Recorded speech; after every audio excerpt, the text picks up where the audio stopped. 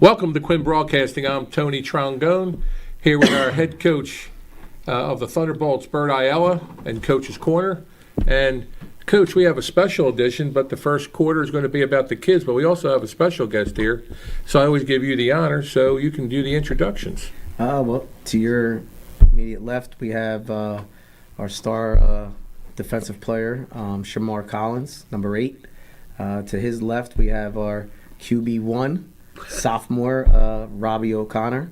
And then to his left, you got the infamous, legendary coach of all time for Thunderbolts, Coach Tony Surace. All right, so like we always do, the first quarter, we're going to have the kids here and talk about the upcoming game a little bit, and then we're going to have some alumni in the second, third, and fourth quarters. But first, as always, we're going to start with the scoring summary, Coach. And so I'll follow your lead. Not much. No scoring in the first quarter. So believe it or not, so they have not been scoreless in the first half since 2016, and no team this year they did not go into halftime this year scoreless at all. So I mean, we came out with a tough defensive effort, played well, and unfortunately, just in that second half, things just kind of fell their way, and that's what it was. But the first touchdown was it was actually a beautiful ball. Like, it was in a spot. Robbie put a great ball. We drove the field. Great ball. It was a switch concept route with an out pattern coming off the switch concept, and Robbie put the ball in a spot that only Brooks could catch it, and of his level talent, that's just a heck of a catch. He high pointed. He said he was happy it happened on number 5 too. Number 5 for them is actually going to Boston College next year. Marcus Upton. Yeah, Marcus Upton. They have like 7 to 8 Division I players on the defensive side of the ball. They are a very talented football team on that side. Yeah, they get to the ball really quickly. So that's their safety play coming downhill in the run game is next level. So. And their linebacker Hurd's pretty tough too. Yeah. He's not from Winslow either. So Robbie, what were you looking at there on that play? We'll show it a couple times. Well, first I was looking at my drop back. I always look at the safety, where the safeties are, and then I seen the corner went with the switch because we have a slot fade coming from the slot, and I just knew Brooks was gonna be one-on-one with the safety and gave him a chance. Great catch. Yep, the awareness to come down, get the 1 foot in bounds too. It's just a great job. Our guys were hyped up after that. So. And we explained to people even at the game. I think people watch NFL games and they get 2 feet in high school and college, one foot. Yeah, Mm-hmm. yeah. But still, heck of a catch by Mr. Brooks. Yeah. And he had nice pass, Robbie. Thank you. So that put us up 7-0, right, Coach? Yes, sir. And then you go into halftime winning 7-0. Our intensity levels through the roof. I mean, it was rough because we had opportunity before going into the half, and we got like 2 holding penalties in a row, which I think we were like on the 40-yard line. We were driving the ball a little bit, and then we got pushed behind the sticks, and then we actually dialed up a really nice screenplay that, to be honest, it would have went the distance, and I guess Marcus snapped the ball on the wrong count, so we didn't hold the block at all, and so Robbie, it was just unaware, and then the ball got batted down. It was just kind of rough moment, but yes, went into the half up 7-0. And so then they score in the third quarter, and I'm not going to show that play, but obviously. And that was off of remember we went in, got the strip, but Brooks. Yeah, I have that next. That happened. That came. So after we can see that because we were on the far side of the field, and this is the play here. That field is awful. It's awful. The grass, you can't even see their shoes. Can't see their cleats. So listen, he scrambles. We peel off. Shouldn't have. Missed the tackle. This is a great effort by Brooks here, and to just get in there and strip the ball out. And his foot happens to just kind of slide out of bounds. Yeah, man. And listen, that's game changer. That we picked that up. Different dynamic there. So. What were you doing there on that play, Marty? We was in the coverage. I got my eyes in the backfield, not good. And then I missed the tackle. So. But it wasn't your man, though, right? Not in the zone, but nobody. I'm just looking in the backfield. Got to find work. Scramble drill. You're supposed to drift to that, though, right? Yeah, middle of the field strips. So And that was a heck of a play, and we got all excited. And next thing you know, you saw the referees huddle up. We're like right there, and then George has because people were upset. There's the line right there, and I guess you really can't. His foot was right on the line. yeah. And the referee was right there. His eyes were right down on the line. I'll tell you this looking though, at for them to not allow us to broadcast it and then use that NFHS, they're awful. Don't get Jim Quinn started. No, they're all like the This broadcast. play wasn't even shown. No, I know. If it was like you would They had probably no be able to. replay. Yeah, Yeah, no, they have no they didn't replay. even have the camera on it, Yeah. and so it was definitely not For that kind of up to for our that kind of standard. a game, for that kind of a game, it should be better broadcast. Yeah, and so we'll digress to that. So our folks at home, because a lot of people, your families are all like, hey, we want to see your families, people in Florida, or want to see the game, and they made plans. The next thing you know, the game's not televised. It's out of our control. We went through Mr. Lagamba, the AD, and Mr. Quinn was willing to pay for it. In prior years, Coach Surace, Jim's paid. We were in Rutgers like 3 years ago. Remember, he paid for the rights. So we were just really besides ourselves that we weren't able to even broadcast it from the stands and have it to our fans. So we tried, and we tried all week. And it went up and down and sideways, and next thing you know, we got a hard no from the NJSIAA. So They go to the highest bidder, Tony. If Jim wanted to pony up, and I don't know what they sold the rights for, but thousands of dollars, then he could have outbid them. But they sold that a long time ago. Yeah. They didn't sell it last week. They sold it a long time ago. well, it just puts a bad taste in my mouth because these are student athletes, and I'm just wondering who's getting paid. Somebody's making money, Yeah. not the school district or the kids. It's No. somebody else. So Yep, it's yep. Couldn't agree more. so we have to get our assemblyman now, Senator Kelly. He's got to get him on it. So I say again, I digress about that. And as far as Robbie, I'm going to turn to you guys now. This first quarter, you got 12 games, right? Is it 12 games under your belt? Yeah. Yeah. Yes. 12 Yeah. games, and so from your first game was against Holy Spirit, which is a second-ranked team in South Jersey, and you came out with a W. And then, and as the season progressed, what was going on in your head as you developed through the season? What did you pick up? Because I know I can say that you did better, and your rhythm improved, your poise improved. But what did you do? Because I never asked you. What did you do to make those adjustments? Well, like first game, it comes fast. The defense is they move really fast. They get to their zones, and it just starts slowing down for you throughout the year. And you watch a lot of film, and you assess yourself. And I just got better from just assessing myself and just trying to get better. And so, yes, on that. But then when I was on the sideline, I was never on the sideline. It looked to me like guys were open, and that secondary at Winslow, what was the difference in their window of getting conversion on the ball then? Because it looked like they were wide open. Yeah, it was a small window. They're really good.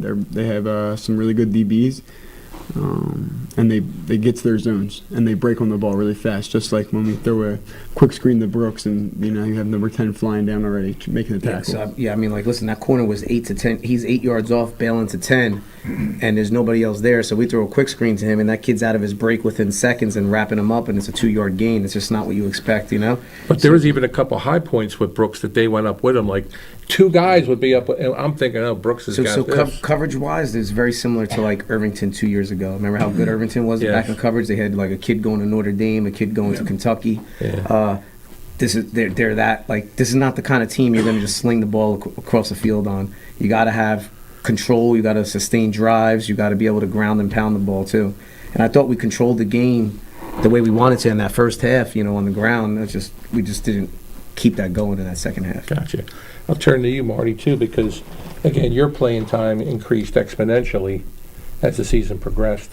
What did you learn through the season? I just learned how you gotta like a lot of film break and slows the game down. Like as you watch film, it shows what you could do here, what you could do there, and take the lessons that the coaches give us throughout practice and put it in a film perspective, and it slows it down a lot.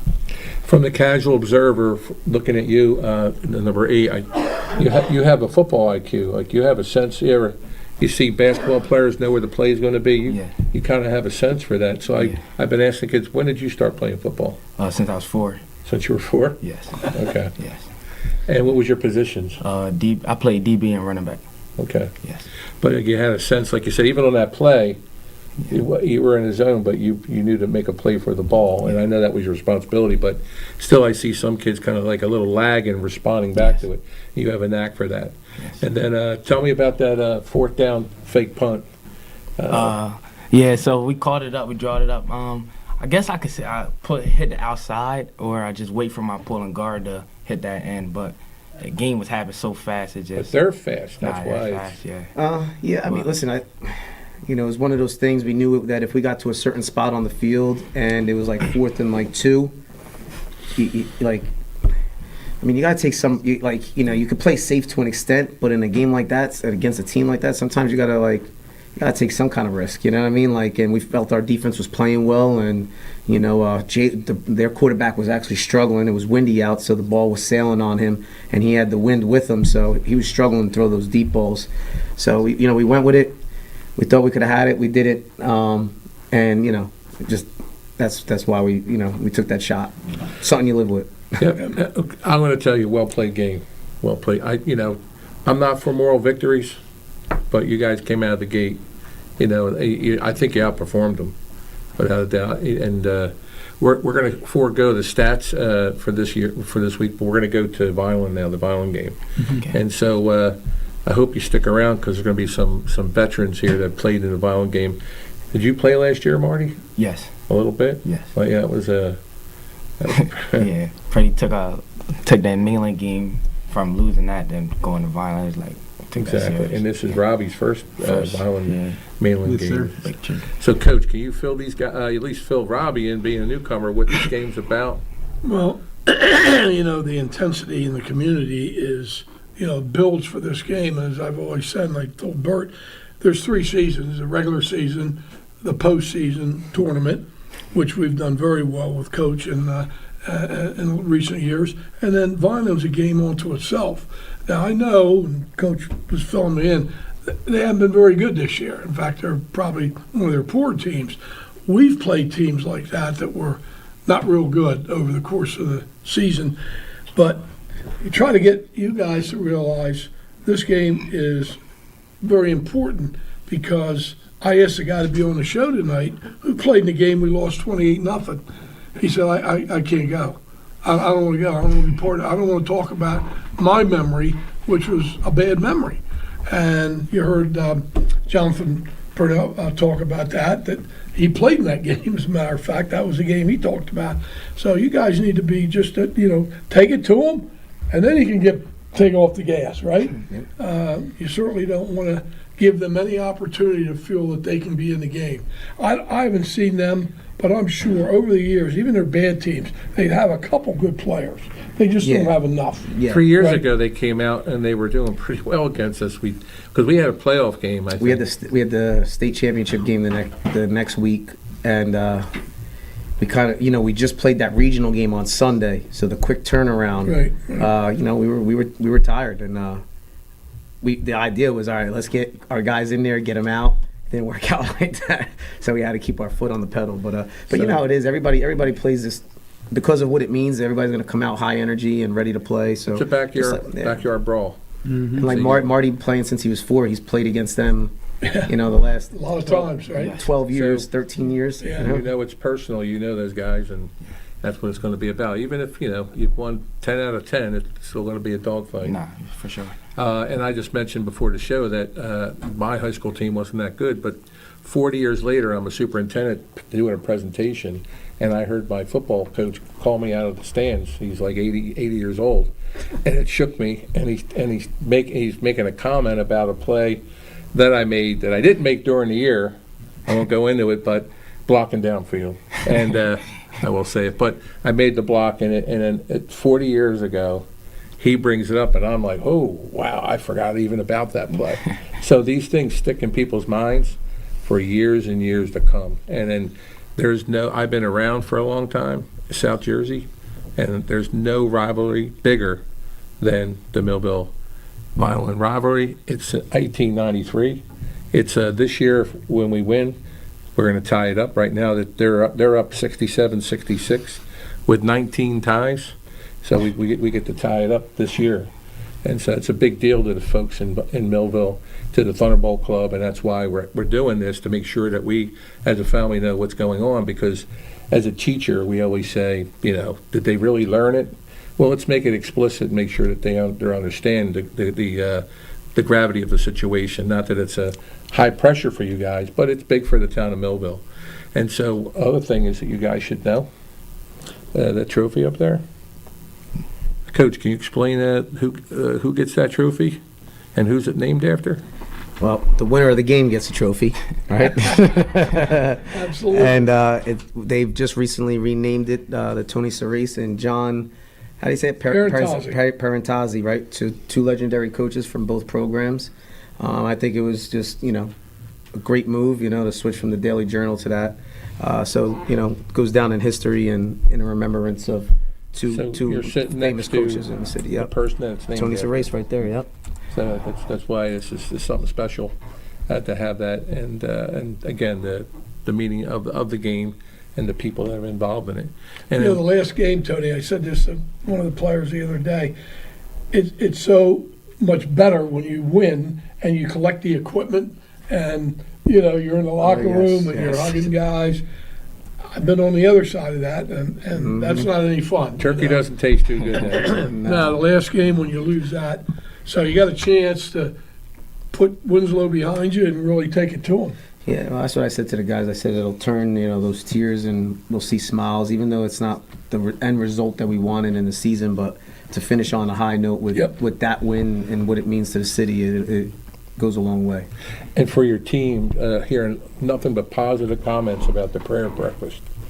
Oh, And yeah, so- these guys were terrific. I told Coach, it's one of the most disciplined teams, because a lot of times, guys are talking and they're chatting with each other, and you got a speaker up there, and I have too many speakers, but you guys were all very disciplined that day, and I heard from the principal, I think, went to the prayer breakfast, said, guys were great at the service. Yes. So kudos to all of you. So for all of us, every year, the Sunday before the game, our players go, and we rotate to different churches in Millville, right, Coach?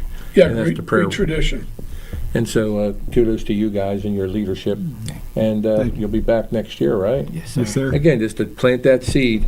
Not that you don't already know, but you got to know it even deeper now what this all means. So I want to thank you for your efforts, and good luck at the Turkey game this week. Thank you. Thank you. Okay, Yes, Coach. sir. Anything for them? No. Hey, great season, gentlemen, and got one more left. And I thank you for being here today. And I'll give it to Coach. Anything for the two young guys? No, they've had great seasons. I've watched them when they couldn't get to the game, on tape all the time. And this young man coming in and taking the reins, really, as a sophomore, really. Hardest position on the did- field. Yeah, yep.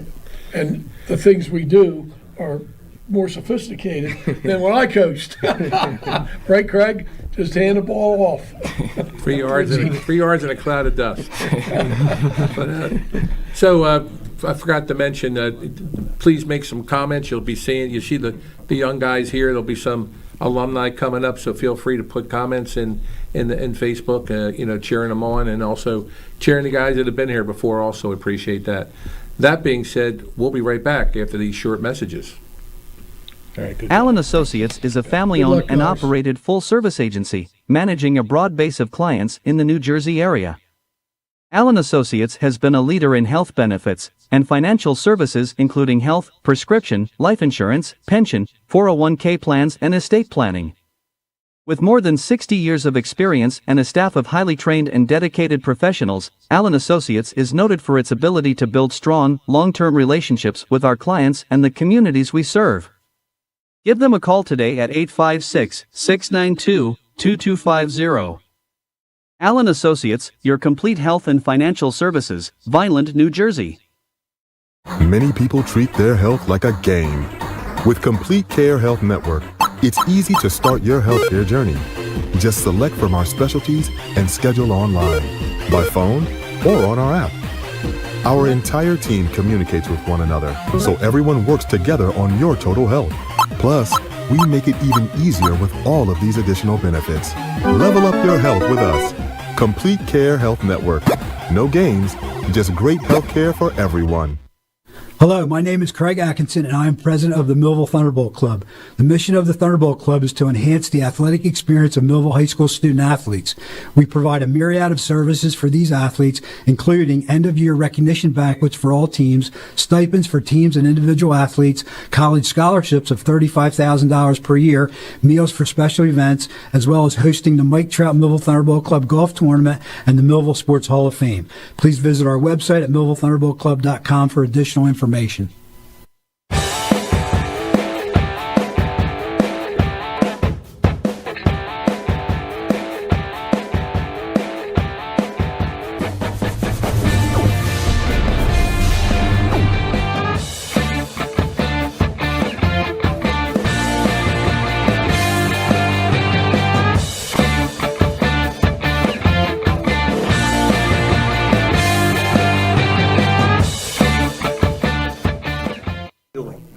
Welcome back to the second quarter of Coach's Corner. I'm Tony Trogone with our head coach, Bert Ayala, and we have some special guests with us.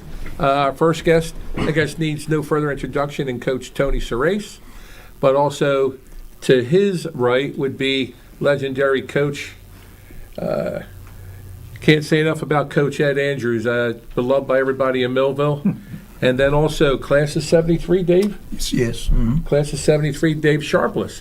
So we have the 60s and 70s guys, the early 70s guys here for the second quarter, and really interested about what their we talked to the young guys about the game, and now we want the perspective from the guys that have been in the trenches in like 40, 50 years ago now. Well, like 60 years ago, right, Coach? Because I'm 62. Don't make us that old. So it's 62 years ago? Yeah, because so I'll start with you, Coach Andrews. You played 58 to 61 or 61? Yeah, 61 season was senior year. So I was born in 62. So and I'm no spring chicken. So I've been God around. bless you. Yeah, I know, but you've seen the progression over time. So tell us about your Thanksgiving Day memories. Let me bring you back to 1953. I'm 10 years old, and just going to the home football games as a young kid, and just thinking to myself, "Gosh, I can't wait to get that old and be out there on the field in a football uniform." Going to the 55 football game where Millville lost, they had a 33-game win streak, and we were in the north end zone sitting on the north end zone on the field, and it's thousands of people all around. And every home game that we won, there was a parade. Mumford mentioned that, being a parade down Broad Street to High Right. Street, and just going celebrating a win, a victory. Where'd they park the car? Because didn't they give Barbosa a car that year in 55? That 55 behind the school, behind the gymnasium. But he didn't, after the loss, he didn't left want it there? Yeah, He didn't want left it? it there for a whole week. Yeah, and that was another story in itself. Besides losing the game, who's going to get the car eventually? We're supposed to be on Ed Sullivan. Yes, yes, they were. They were invited to Really? be on the Ed Sullivan show. So then I go into high school in 59. I went to St. Mary Magdalene School for 8 years. So the first time I put a football uniform on was in 59. All the other public school kids went to Bacon School and played football 7th grade and 8th grade.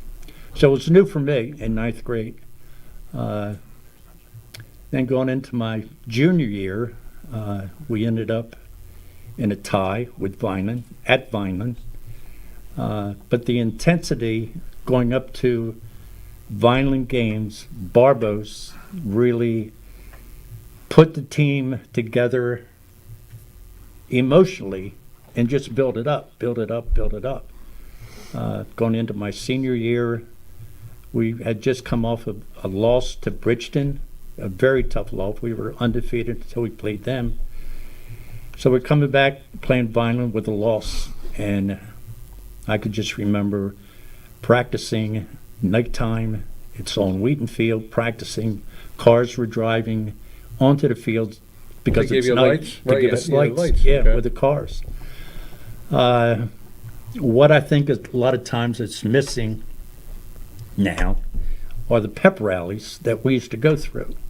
Each game, there was a pep rally in the school, and this is on, the high school was on Broad Street, and the auditorium was totally packed, and students were totally involved, along with the band and cheerleaders, and that's missing. Yeah, it's a a lot lot of that different. is missing. So to that game you're talking about, would that game have any significance on like a division title or a county title? Then Yeah, well, the county title, we ended up with a tie. Okay. The Bridgeton beat us, but Vineland beat Bridgeton, and we tied with Vineland. So Okay. ended up with a tie, all three teams. We eventually went Group 3 state champs my senior year. Going into the Vineland game my senior year, my wife was a cheerleader. She was captain of the cheerleaders, and nervous as heck because she wanted to make sure all the cheerleaders were correct in doing the cheers. And there was a bonfire that night on the field, practice field on Broad Street and 7th Street. And just so much of an exciting time in my life. Never seen anything like that before. What position did you play? Halfback. And my senior year, I scored a touchdown. Oh, so I never knew that. Yeah, There you go. but we ended up with What a was tie. the play? That was a tie. Come on, what was do you remember what the play was called? Yeah, Jack Boyd, who was eventually went to Ocean City as a head coach in basketball, he was an assistant coach. And he thought everybody's going to look for Jimmy Parent to run the ball. But he suggested to Barbos, give it to Andrews, because nobody thinks he's going to run the ball. So they gave it to me, and we scored on a power play off to the left. But it was devastating to go home with a tie. Kiss your sister. What's amazing to me is Barbos. We had two head coaches, Barbos in Pennsylvania, came from Pennsylvania, and Tony Surace came from Pennsylvania. But both of them, for some reason, stayed in Millville. Made it their home. Became a die-hard Millville fan, and so much emphasis was placed on every game, but more so in the Vineland game, a rivalry, and it goes back to 1800s, and just amazing. Still, That's special, right? This is exactly This is why, special. when Coach Surace and I were talking, this is exactly why we wanted to have this show. Exactly what you're explaining to all of us about the experience. Yeah. So now that put a lot of pressure on you now, David. So tell us about your experience of being a Millville Thunderbolt in the Thanksgiving Day game. Well, night before last, I get a call from Coach Surace about this show. My first reaction, I hate Thanksgiving. And I've got a very unique perspective because I coached for a lot of years, Millville High School football, along with Coach Andries and Coach Surace, who also were my coaches when I played. That was my first real experience with Millville football as a freshman. Coach Andrews, Coach Caldwell ran the freshman program, and it was a full freshman program at that time. We were undefeated. Had a very good sophomore, junior group, to build on. And we come in with a new head coach. We have 2 losing seasons. Coach Surace takes over. Coach Andrews moves up with us. And we have the top defense in South Jersey. I don't think we gave up. We gave 12 points in the first game. Yeah. I don't think we gave up any more than that after that. But we lost first game. Coach was not happy. That was a memorable practice. It was a practice that I'll never forget. So anyhow, from that moment on, we go undefeated. We play Bridgeton. Back in those days, of course, it was a regular county championship. We played Bridgeton, and we beat Bridgeton 7-6 to win the conference. Bridgeton had beat Vineland. We had beat Bridgeton. We go into Vineland as the conference champs, and we lose 6-0. It was, to this day, and I've coached in a lot of Millville Vineland football games, to this day, that eats away at me. Right now, another very unique perspective is the very first Vineland game that Coach Surace coached, me and Ron DeMaria, his first captains, and we hand him a loss. I'm there the very last game that Coach Surace coaches before he moves into the athletic director's office, and we're playing Vineland. How tight was he? Was that an unbelievable week of coaching? Everybody got yelled at. It didn't matter if you everybody got yelled at. He was wound up so tight. We were not going to lose to Vineland in his last game. What year was that? Yeah. 97? 96. Yes. 96? So a lot of Millville Vineland games tucked away in those years, but the one I remember Is the 06? is that one. 0 to Yes. 6. No way in the world we should have ever lost that game. One of those things, Vineland put forward their best effort, scored 6 points. And you know, Dave, the thing I remember is Mike Dorr was the offensive coordinator, and he and I talked after the Bridgeton game. Let's give them off the weekend. And we didn't bring in for film, we didn't bring in for anything. And I think those days off hurt. I think we needed to keep the routine going a little bit. Right, especially and with we'd that been group. better 'Cause prepared.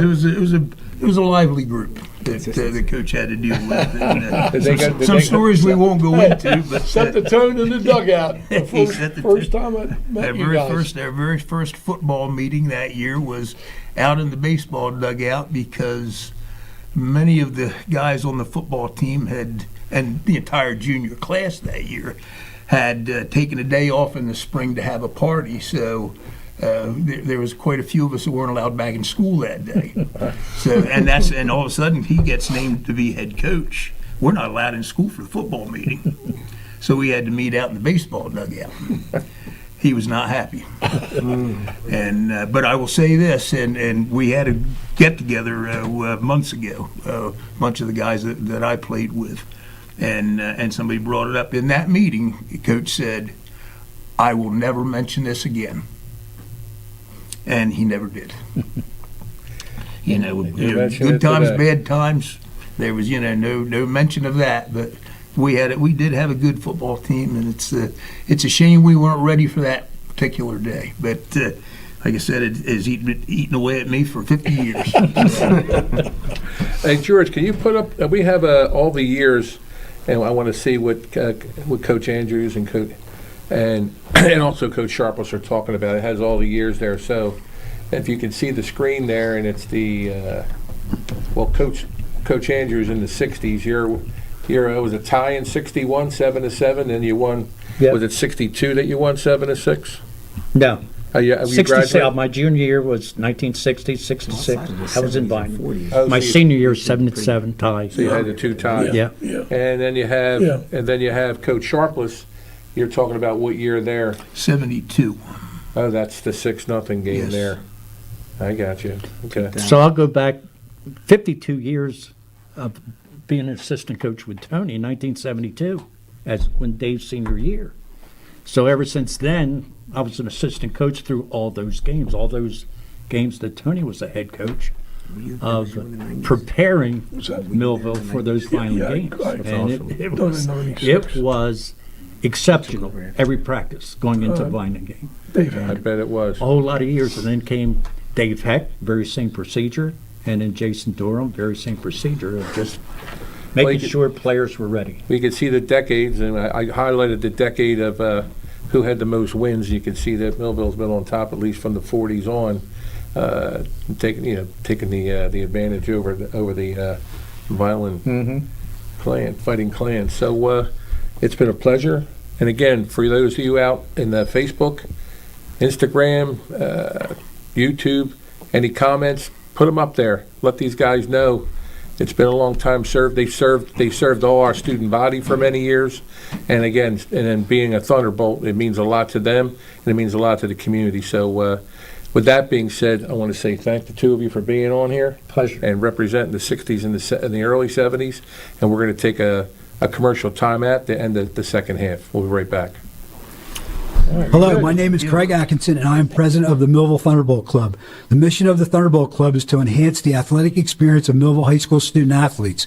We provide a myriad of services for these athletes, including end-of-year recognition banquets for all teams, stipends for teams and individual athletes, college scholarships of $35,000 per year, meals for special events, as well as hosting the Mike Trout Millville Thunderbolt Club Golf Tournament and the Millville Sports Hall of Fame.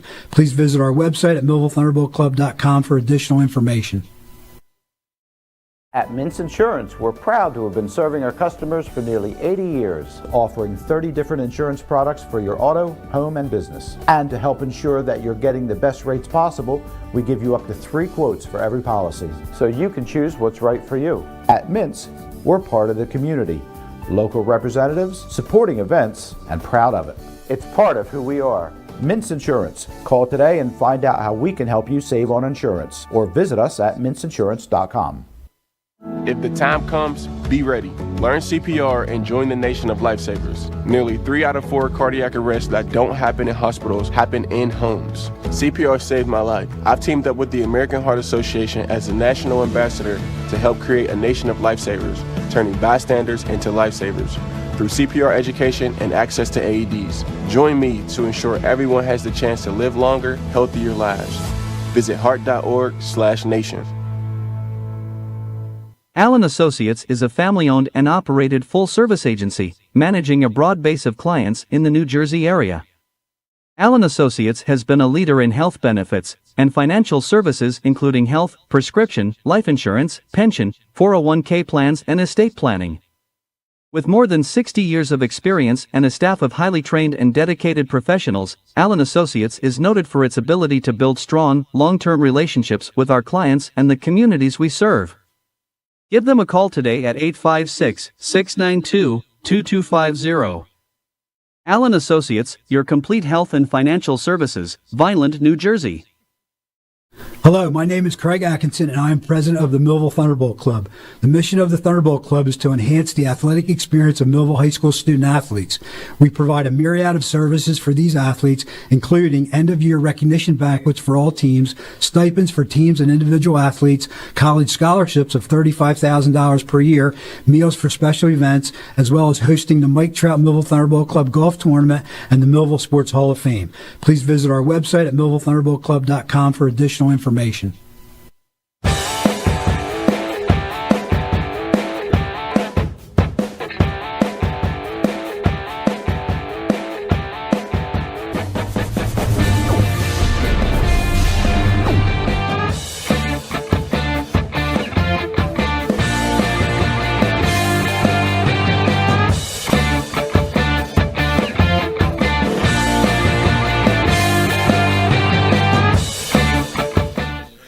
Welcome to Coach's Corner. I'm Tony Trogone, and our head coach, Bert Ayala, just stepped off to give Coach Surace some time with his former players. Thank you, Coach, for obliging, class act that you are. And we have, because this is a special edition, I said it before, but we have with us to my left, we have Mr. Ron Lamb. What I'm told is the toughest tacklers there have ever been in Millville. That's what they say about you, Ron. Obviously, we have Coach Surace, and then we have Rich Andries, the quarterback of the 75 state championship team. And then we have our fearless leader of the Thunderbolt Club, Mr. Craig Atkinson, quarterback of the 1974 team and 73 team, right, Craig? Right. So I'm going to start off with Craig because he's the older statesman of this group here. So, Craig, tell us about your experience being a Millville Thunderbolt and also the Turkey games. Right. So going back my sophomore year, Coach Sharpless just mentioned the 6-0 loss that we took to Vineland, and just being a lowly sophomore, didn't get any playing time. Thanks, Coach. But yeah, that was a tough defeat. That was a Rennie Romano interception that was run back for a touchdown to beat the Bolts 6-0 that year. And my junior year, I became quarterback, took over for Tim Shannon in the middle of the season and had some success. We beat Bridgeton in the first county game, and then ended up beating Vineland in my junior year at home 18-7. And that was an interesting day because when we went to breakfast that morning at 6:30 at the school, it was freezing cold, and everybody had long underwear on. We thought it was going to be really cold for the game. Lo and behold, we take pregame. It ends up to be 72 degrees, and everybody after pregame was in the locker room just shedding our long underwear because it was so warm. And what also that did was draw the fans out. There must have been 10,000 people at that game. I mean, that's one thing that struck me is, I mean, both end zones were lined up 10 deep, and there was just a huge throng of people that showed up for that game. And we ended up victorious 18-7 that year. There was a little slight skirmish at the end of that game between the two teams, but all in all, we had a lot of fun. Excuse me again. And then senior year, we went into that game. Very interesting. That was the first year of the playoffs, and they were only choosing 2 teams that year. And we thought we had a pretty good chance. We were 6-2 going into the Vineland game, and the Courier Post from Camden picked the 2 teams that year, and they assigned PowerPoints, and they were the determining factor as far as who was going to make the 2-team playoff. And we annihilated Vineland 35-0.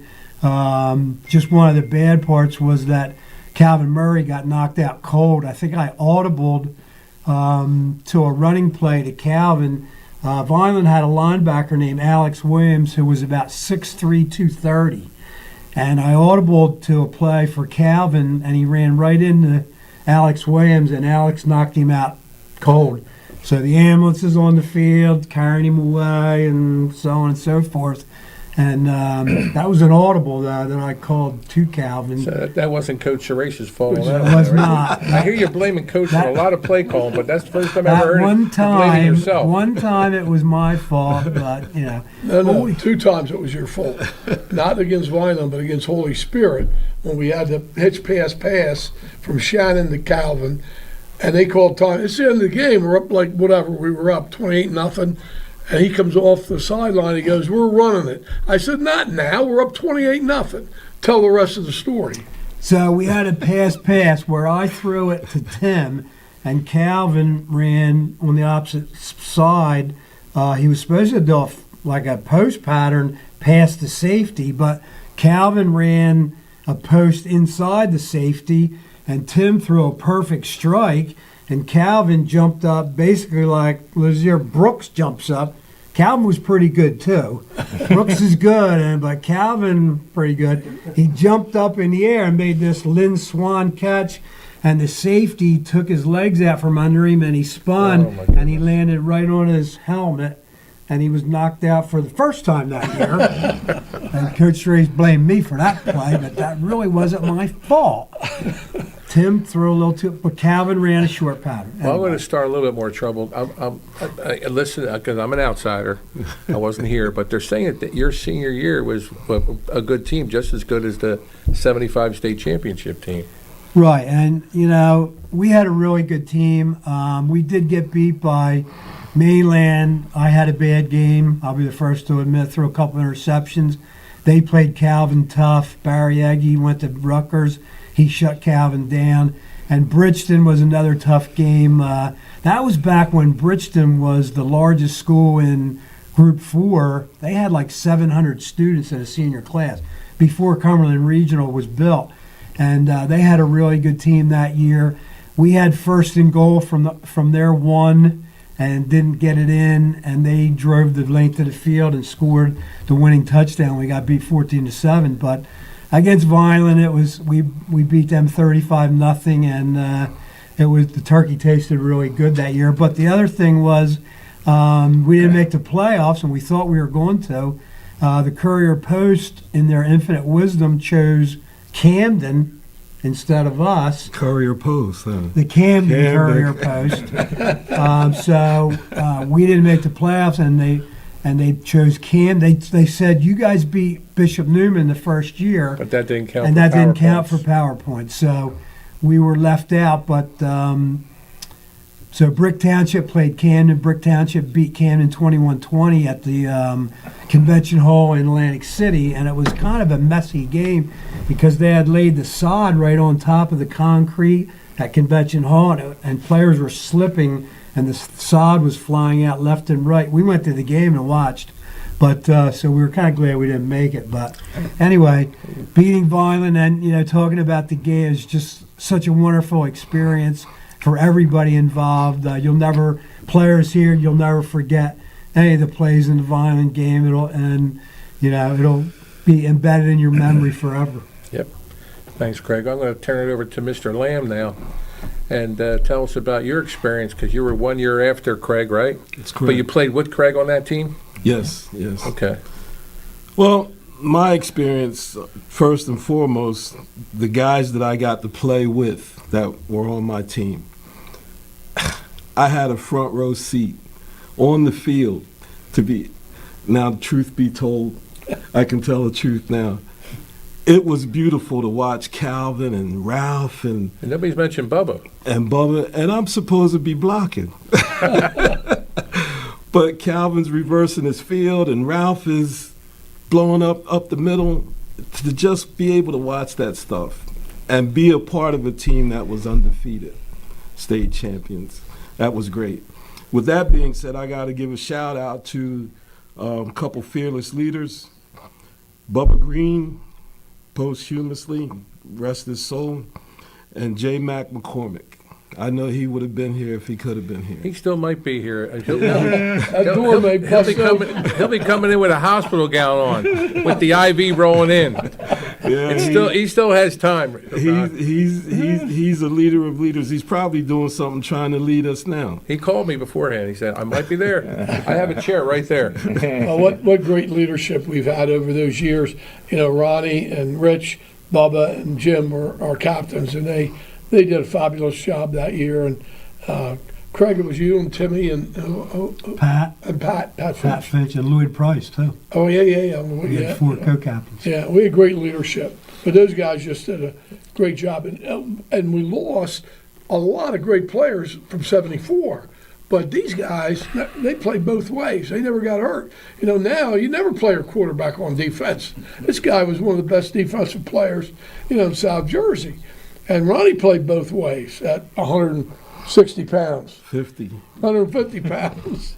But going back to you, Ron, so you were in the playoffs. So how did that work with playoffs and Thanksgiving Day game back then? Well, was there a conflict like we had a Saturday game and then we had a Thursday game. Now, here's something I was telling the guys, not to put any pressure on you. Help me out if I'm wrong here. There's talk that because of the playoff schedule being the way it is, and they want to eliminate the. This could be the last Thanksgiving Day game. On Thanksgiving, we'll play Vineland, I'm sure, but not on Thanksgiving. So you definitely don't want to lose the Vineland now, knowing that this is on the line like that. The Thanksgiving Day game, the tradition of it. So, but. So that Thursday after the playoffs, what was that like, that last game for you in high school? No, we had a state final game. After the Thanksgiving. So it was Thursday, Saturday then, It was Saturday, Thursday, so the Saturday. Okay, gotcha. So you had to play 4 days later, and then in the summer, I called the athletic director, my dearly departed Tony Detoma, and said, if either of us get in, why don't we move the game to Saturday so the kids have time to heal? I think Ralph broke his wrist earlier.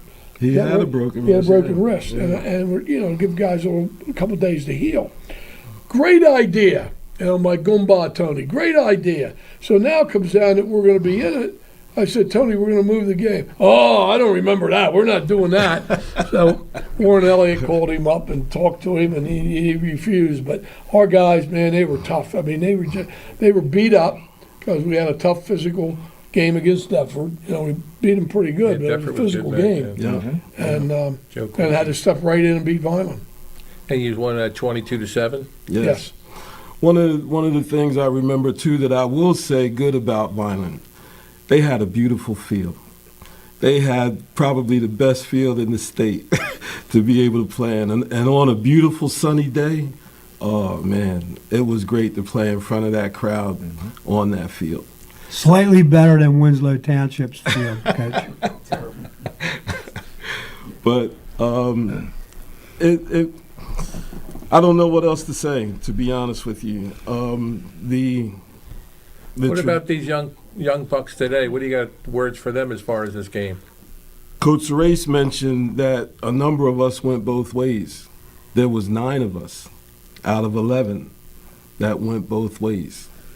I remember playing against Brick, and Brick came down on 3 buses, offensive, defensive, and special team buses. They played us, their offense, they had their plays together before they came on the field. And when we got done offense and went to defense, they just came on the field. And we're getting ready to huddle up, and we can't huddle up because they're there.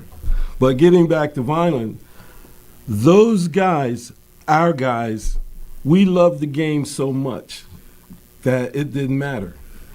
It was great that we got to play and, not come off the field. And some of us, we even did kickoffs. Oh, yeah, you were kick special returns, teams. punts, Oh, yeah. punt returns. Well, we had about 35 players, didn't we? We didn't have. Yeah, no, We had many like you said. players. And I think you tried to give us a break. Remember, they kept running back to kickoffs, and then you said, we got to get our starters back on the... That's exactly right. I do remember. So thanks, Ron. So go the two-way player. So Rich Andries, you were the quarterback and what, safety? Yeah, I played safety. It started out sophomore and junior year. I was a cornerback. And then they tried to protect me a little bit and put me back at safety. And Backed up Craig your junior year, right? What's that? You backed up Craig. Yes, I your did. Yeah, no, I was backup quarterback, getting, focused on Vineland. Ronnie, myself, and the seniors, we were all very proud that we were able to beat Vineland 3 years in a row. And that didn't happen very often. I remember looking at the list that you kind of were showing before when I was a teenager. When you're in town, my dad played, for the Thunderbolts. I worked construction with my father, and half the guys on the construction crew worked for the Thunderbolts, and they would be pumping, telling me all the stories and, all the football lore. So I was, knew a lot about, Millville Vineland game and Millville football, by the time I was 15 years old when I was coming in freshman year. So it's a big deal. Football is a big deal here in town, and, the county series was a big deal. That's kind of what's changed. That is a shame. It was a beautiful thing for us. We played everybody else, and then the last 2 games of the year was Bridgeton Vineland. And, at that time, all 3 of our teams were just as strong as each other. Yeah. My sophomore year, we won the county series, and I believe that 2 games that we played at the end of the year helped us set us up for what came the next couple of years. We had just come off a 3-game losing streak. And Coach Surace was a new coach. I don't think he was very popular in town at that point in time. Very unpopular. Yes, when we lost 3 games in a row. And I can remember that the practice before the Bridgeton game that week, he beat us up bad. I mean, I remember he said, "You're playing wing back, and you're going to learn how to block, for the quarterback." And I just kept getting beat up. And Change the offense, right? Yeah. Craig came and stepped in. He took over quarterback. And, we went out and we had a war against Bridgeton, beat them. And then, that set it up for Thanksgiving Day. Like Craig said, we had a great victory that day.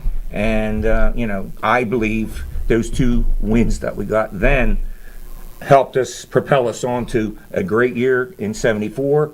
And then from there, the, state championship in 75. And that's how important these games are. You don't want to, when you win the Vineland game, it's your last game of the year, let's say, you leave with your head high. You're proud of yourself. You can go for 8 months until September, thinking that you're, king of the world. In this little microcosm we call, Cumberland County, we were king of the world. And, and that's what we believe. We come back, we work hard, and we would perform. And, we're a very good football team.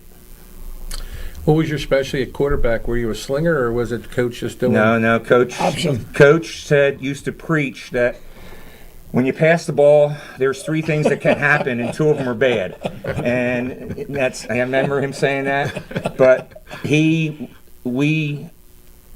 those two games, when Craig came in, we started transforming our offense from the wing T over to the twin veer. And at that time, the twin veer was like the triple option. And, starting my sophomore year, working on the triple option, working on it all my junior year. By the time my senior year happened, it started to click. And we had guys that, Coach always used to preach, we want to be balanced. We don't want the defense to know which way we're coming. So we could be going straight ahead, we can go right, we could go left, and then we could mix up the pass. And really, each game we were getting better. And I believe we could have kept playing. If we played another 10 games, I think we'd have won all 10 of those games and kept getting better because, we were learning that offense. And the people would say, how in the world can you, the ball is up in the air all the time. You go down, I'd read the end, and I'd have to pitch it, or if the end went that way, I'd turn it up. And you get smacked. Every time you play, pitch the ball. I played DN. I have to tackle you no matter exactly. what. That's what people don't realize, and that's why some of the old timers, when I'd be standing out there watching the games, a few years ago, they said, "I can't believe you're still walking," because of the abuse that I used to take when I was the option quarterback. See, I was so fast that they had to put the veer in, and that fast quarterback running the veer both ways. Yeah, we were blessed with both of these guys. Having intelligence at quarterback is so vital, and these two guys, top of the class with their academics, and they transferred it over to football. So the audibles that Craig mentioned, and this guy called a big one in the brick game. He got Calvin a touchdown, and just a blessing to have intelligent quarterbacks. Who was the bigger assistant coach, Craig or Rich? Assistant coach, and I'm cutting them up a little bit. Like, who was the assistant coach? This guy was a completely different personality than that guy. And I loved them both. This guy, nobody outworked this guy. He was, if we had work out in the summer, first guy there, last guy to leave. This guy's the same way. So blessed to have those two guys at quarterback. So one more time, George, can we see that grid again? And so their error, and you look at those. We're back at the 70s again. So you guys can just say. I know you mentioned the scores, but you can see that was a stretch from that 1975. It was 22-7, working backwards 74-35 nothing, 73 18-7, and then before that you see that 3-game losing streak that Rich was talking about, right?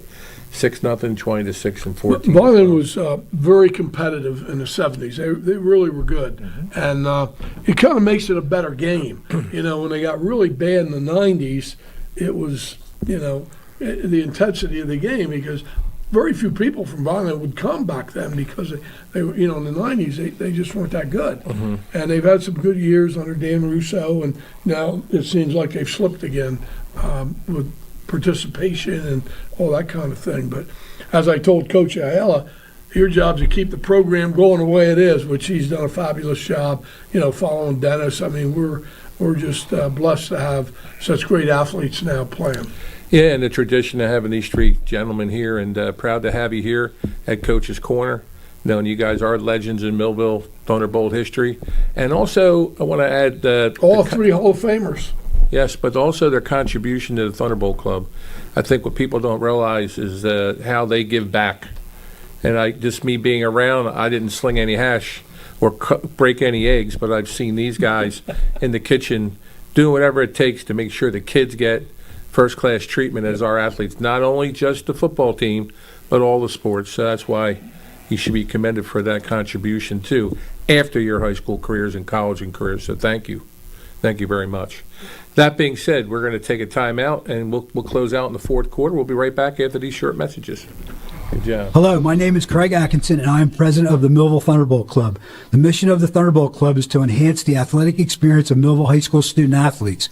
We provide a myriad of services for these athletes, including end-of-year recognition banquets for all teams, stipends for teams and individual athletes, college scholarships of $35,000 per year, meals for special events, as well as hosting the Mike Trout Millville Thunderbolt Club Golf Tournament and the Millville Sports Hall of Fame. Please visit our website at millvillethunderboltclub.com for additional information.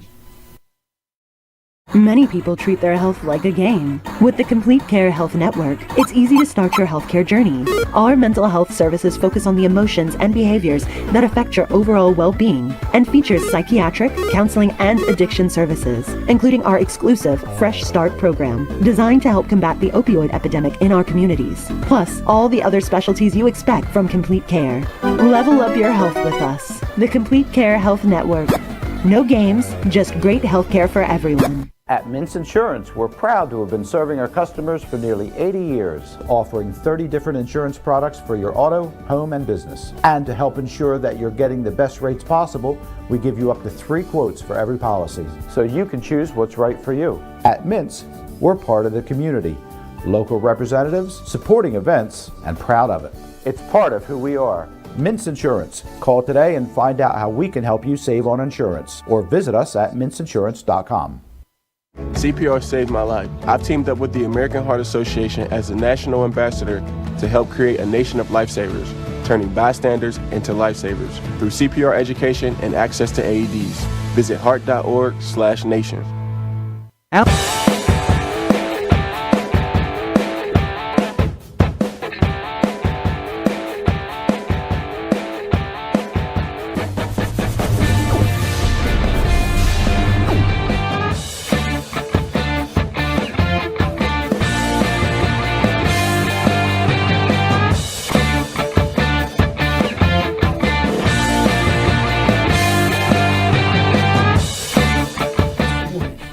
So we're back to Coach's Corner. This is the fourth quarter. We're going to have a little overtime with Coach Ayala and I, a brief overtime. But now we're into the class of 79, and also the class of 2003. So we have our Coach Ayala with us, Coach Surace, but then we also have Jason Kessier and also Mumford Hufsey. And so welcome, guys. And I guess you've seen the stories have been told the 2 previous quarters, some special stories, and I guess the pressure's now on you guys and about your experience as being a Thunderbolt, you know, the years you played and that Thanksgiving Day experience. And Mumford, I'm going to go to you first, buddy. What I find amazing is I find myself doing the same thing.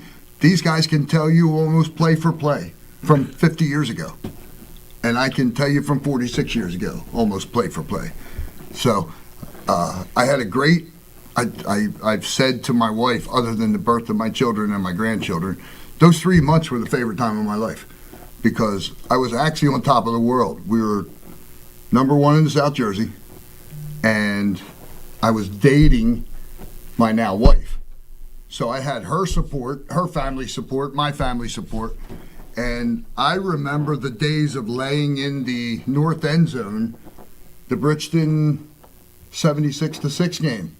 I was laying in the end zone watching that. Yeah, it was 68. 68, yeah. Year before I came. So I remember, I only lived 4 doors down from the field, so I would go to every game as long as I could get away with it. And then, so I always knew how important Millville football was. We would get off the bus for home games at 12:25, and the Millville stands were packed. You couldn't get a seat, and the visitor stands were generally full also. And they came around a little the later, fence too, right, Mumford? And they were around the fence. They were on top of Modern Clothing store across the Yeah, street. they stood up on the store. Up on the roof. And what position did you play? I played tight end and defensive tackle. Rich Van Noord told me that he goes, you see how big Mumford is there? That's how big he was in 4th grade. So you were a pretty big dude for everybody back then, I right? was rather large, yeah, I guess you could well, say. Tall, I'm not saying. I didn't play any I played 1 year of Midget League when I was 10, and I didn't like it, and I quit. Or I didn't quit. I waited till the season was over, and I didn't go back. Right. And then freshman, I came out under Al Caldwell, and I always bust Tony about my favorite drill in the world's got my neck so screwed up, the bull in the ring. He used to, oh God, that was brutal. And then, you know, as a sophomore and a junior, I played the JVs and all that, sophomore games. It had a lot of fun, but those 3 months, because we couldn't do anything together until September 1st. So we started out with 3-a-days, which killed you until school started. And when school started, like the 8th or 9th. So we had a lot of 3-a-days, but It got us called up. We didn't even play to the end of September.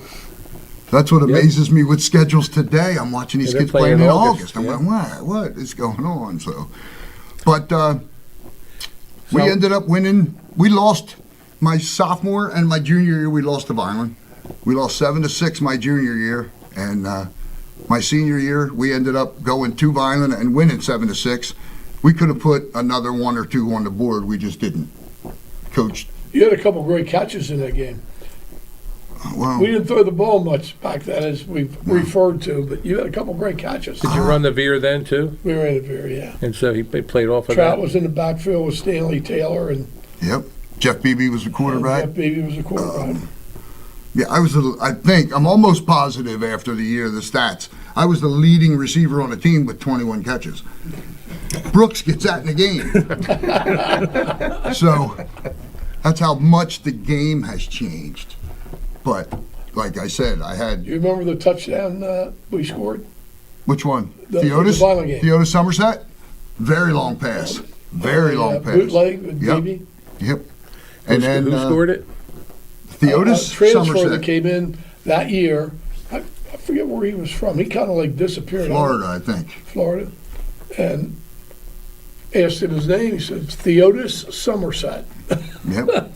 Can you play? He said, yeah, I can play. So he was our wide receiver. And that Yeah. was a winning score, right? That put us up 7-0, and Sounds like you had to stop at either a we two-point had a conversion or- fumble. We had a fumble returned by Billy Reed. Yeah, Nobody could catch Billy Reed on that field, yeah. and Billy Reed picked it up on the bounce and just took off. Don't remind Trouty of that. So it was 7-6, and they were going for 2, and we knew exactly who was getting Yes. the ball. Yes, Steve Leak. yep. So we were pretty much keyed in for Steve Leak, and Steve Leak got the ball and didn't get any yardage. Yeah. So that was it. Towards the end of the game, we went into victory formation with minutes to go. We could have scored because we were on like the 10 or 12 yard line and started backing up. But that was Awesome. enjoyable. That turkey tasted good that day. Yeah, 7-6. I'm going to take that over to Mr. Kessler now. Jason, you're the class of 23. You played what years? 1999 to 2002, and I graduated high school in 2003. Right. And I coached football after that when I returned back to Millville. Some of my former coaches are out here right now with Coach Sharpless and Coach Andries, and I worked for Coach Surace in the athletic department for 2 years. So I have 6 distinct memories of Thanksgiving football. In 1999, it was a really tight game. And I was a freshman. I'm in the stands watching the game, and I remember sitting there with my father up in the stands, who was a teacher, and all of a sudden a riot breaks out in the handshake line. So that was definitely eventful. The next year, we went to Vineland. I believe the final score was 20-6, if I remember. And the one thing I remember distinctly was, and I believe Dave Heck planned it himself, he had flowers sent to the football team, funeral arrangement, to the football team on behalf of the starting quarterback, Derek Landy, from Vineland, and that definitely fired up the team.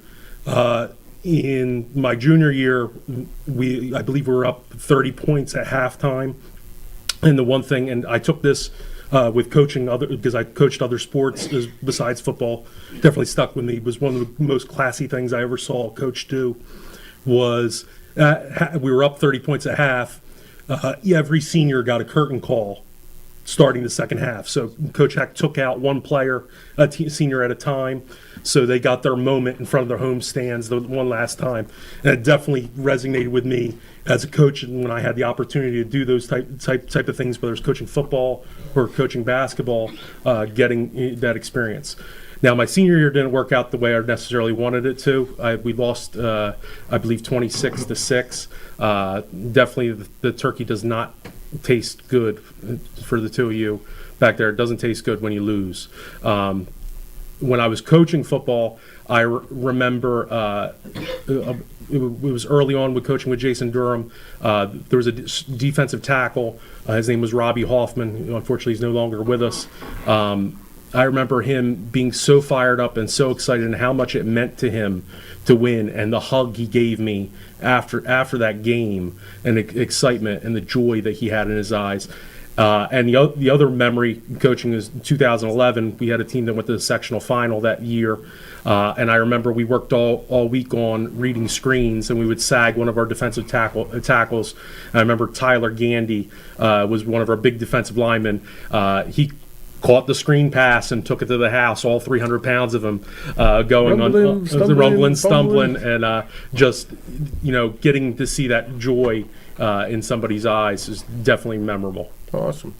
So, George, can you put that up again so we can put those years together? So what Mumford was talking about was that 76, 7, and 8.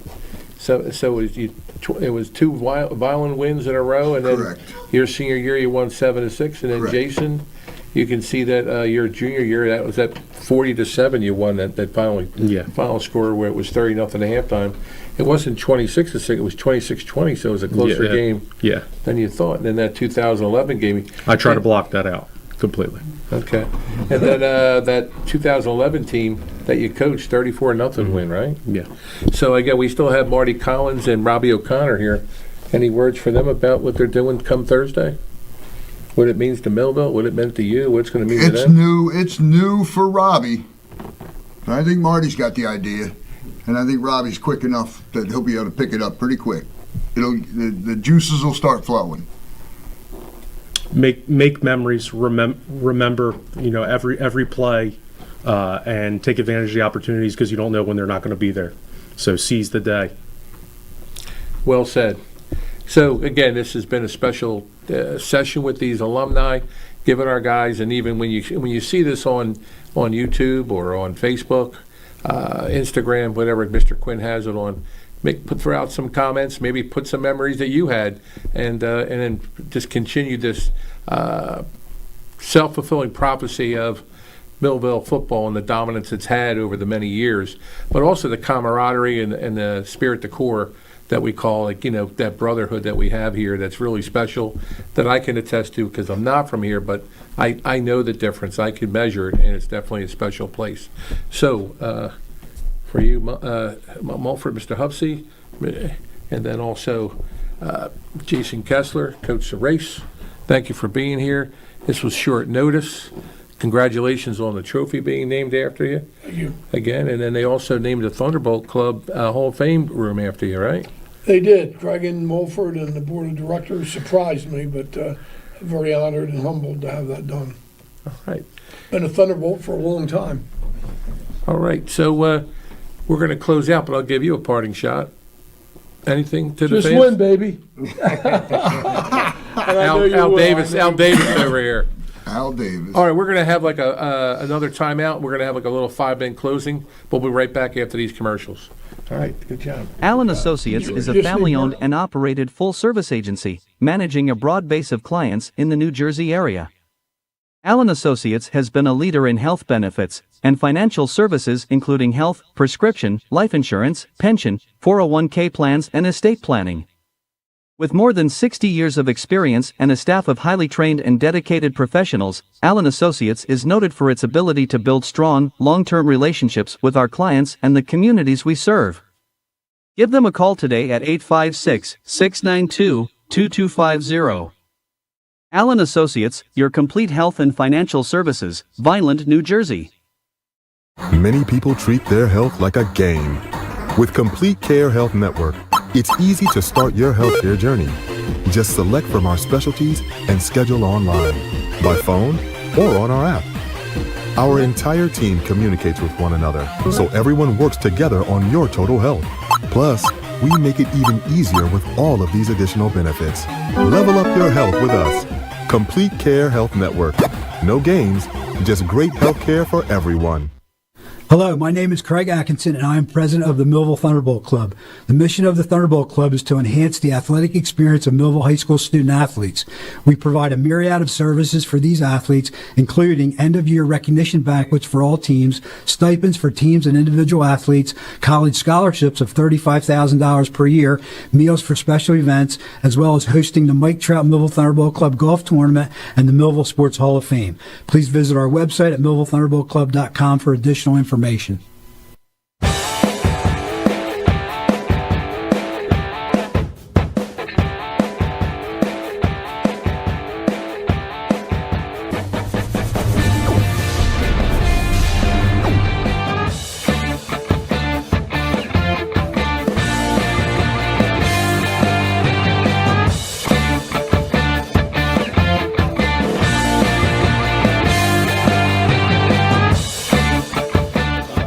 So we're back on Coach's Corner. I'm Tony Trogone with Coach Ayala. This is overtime. Little special edition as you had the alumni here. And Coach, we just want to go back to the Vineland game for you and the preparation.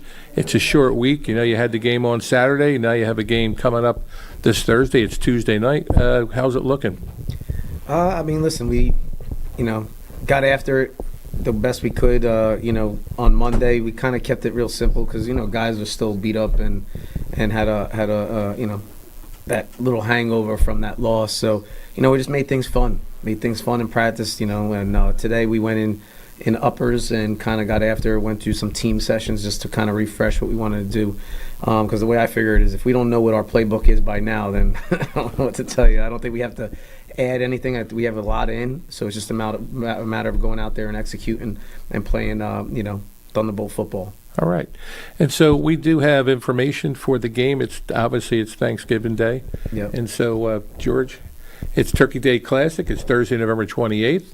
It's at 10:30, as it always is. One thing is different. I'm told it's cash only at the gate. $3 for adults, $2 for students. So it's different than what we've done at Wheaton Field. So you had $3 for adults, $2 for students, cash only at 10:30. As it's always been, gates open at 9:30. So make sure you're there and bring the Thunderbolt pride. We'll be there. I don't know what's the weather going to be like. There's a lot of rain right now. You didn't hear that. We need you there. The kids will have a fun time. They don't, they'll complain and cry beforehand, and then they'll go out there and they'll be like little kids again. Yeah, exactly. But we'll be broadcasting on Quinn Broadcasting and all the different off medium sites. And one thing we didn't do during this telecast here is recognize what your team has done, and so just say congratulations. Congratulations for that, because it is a title. It's a sectional title. I mean, I think it's a good accomplishment. You go back from what in the past you maybe played 8-9 games, and now we're playing 13 games total this year.